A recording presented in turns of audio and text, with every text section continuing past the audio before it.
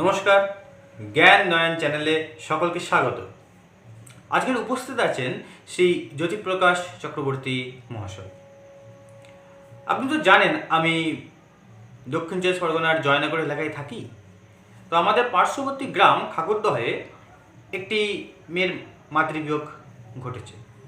তো আমাদের এখানে একটি রিচুয়াল বা একটি প্রথা আছে যে মাতৃবিয়োগে দুধ খেতে নেই। মেয়েটি যেহেতু সংস্কৃতের ছাত্রী, তাই সেই দুধ খেতে নেই শুনে দুগ্ধজাত সমস্ত দ্রব্যই বন্ধ করে দিয়েছে। অভ্যিসানো খাচ্ছে ঘি ছাড়া। এটা কি ঠিক? এই যে প্রথা প্রথাগুলো জন্ম নিয়েছে একটা খুব ভালো উদ্দেশ্য থেকে। যে কোনো জায়গার প্রথা, সে যে প্রথাই হোক না কেন,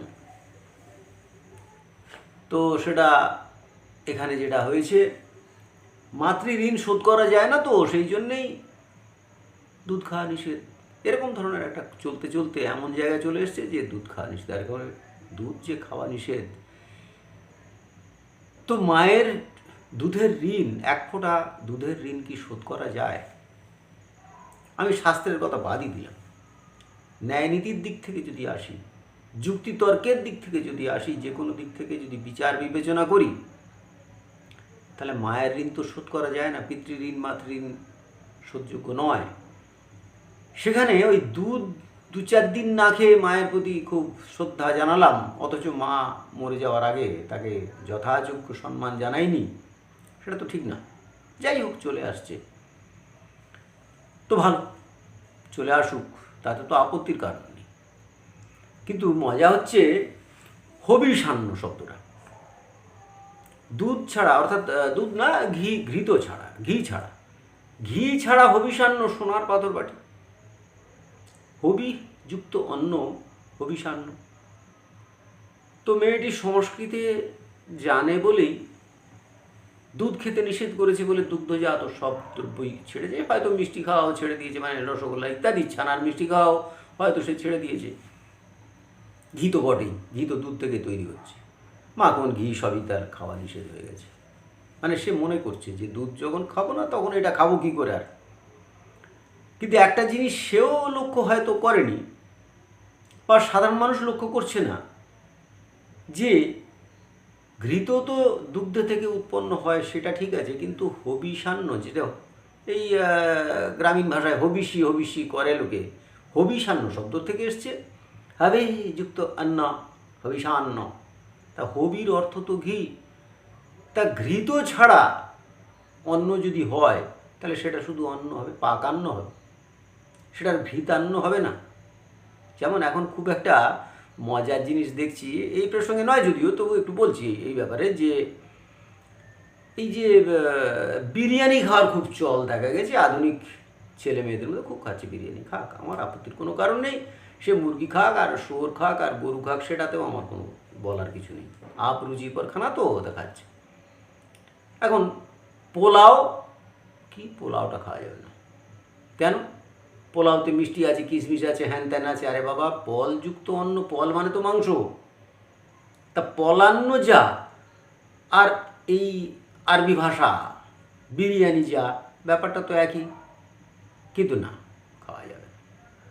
পোলাও খাওয়া যাবে না, কিন্তু বিরিয়ানি খাওয়া যাবে। এই ধরনের যে আমাদের একটা ভুল ধারণা আস্তে আস্তে চলে আসছে, সেই প্রথা থেকে দেখতে দেখতে দেখতে দেখতে এই জায়গাটা চলে এসছে যে দুধ খাওয়া নিষেধ, হবিষান্ন খাওয়া চলবে। দুধ খাওয়া নিষেধ, দুগ্ধজাত ছানা খাওয়া চলবে। দুধ খাওয়া নিষেধ, কিন্তু দুধের অন্যান্য যে কোনো উপজাত দ্রব্য সেগুলো খাওয়া চলবে। তাই যদি হয়, তাহলে দুধ না খেয়ে মাতৃ ঋণ শোধ করুক আর হবিষান্ন করুক। কিন্তু হবিষান্ন আর হবে না, শুধু পাকান্ন হবে বা অন্ন হবে। এখন এইগুলো যে করা হয়েছে, তার তো কতগুলো কারণ আছে। আমরা যদি মনে করি যে আমরাই বেশি পণ্ডিত, তখনকার মুনি ঋষি যারা এইসবগুলো প্রথাগুলো করে গেছেন তারা ভুল করেছেন, তা তো নয়। হবিষান্ন কেন করেছে এটা জানতে হবে।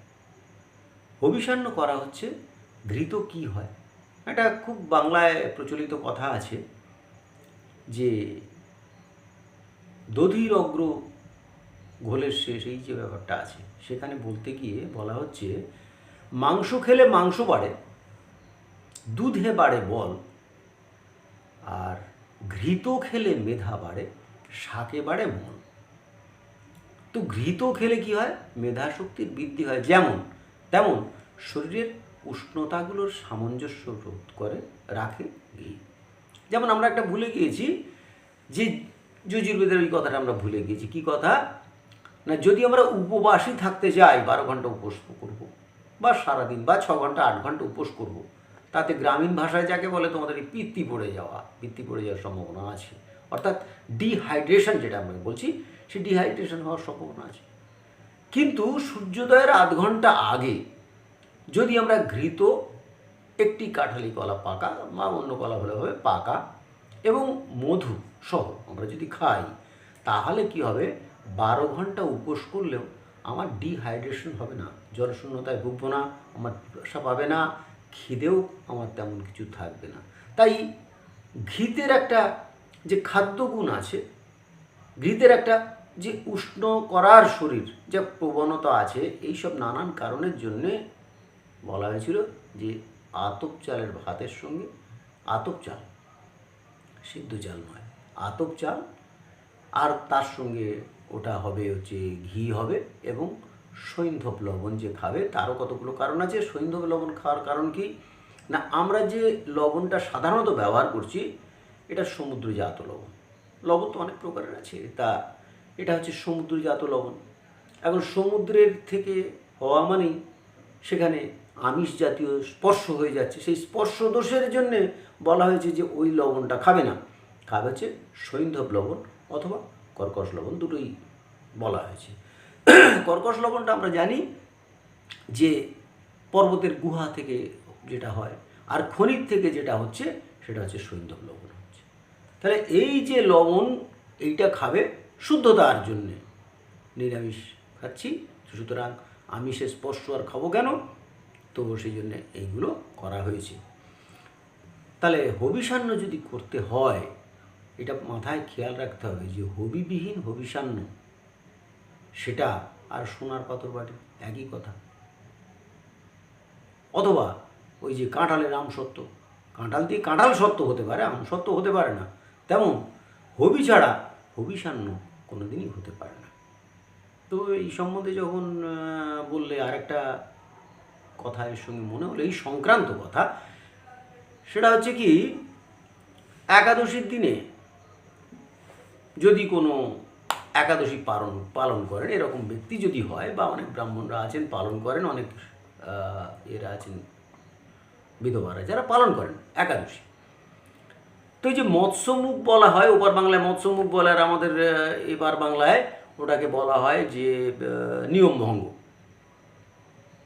শ্রাদ্ধের পরে ত্রয়োদশ দিবসে বা তারপরে হলে আমরা যে নিয়মভঙ্গ বলে যে একটা অনুষ্ঠান করি, ওই দিনই আমাদের যে দৈব নিয়মে চলছিলাম, যার মাতৃবিয়োগ পিতৃবিয়োগ হয়েছে, তারা ওই দিন থেকে আবার স্বাভাবিক জীবনযাত্রায় ফিরে আসবে, স্বাভাবিক কাপড় চোপড় পরবে, স্বাভাবিকভাবে তেল হলুদ মাখবে, ভগবানের কাছে পারমিশন নিয়ে,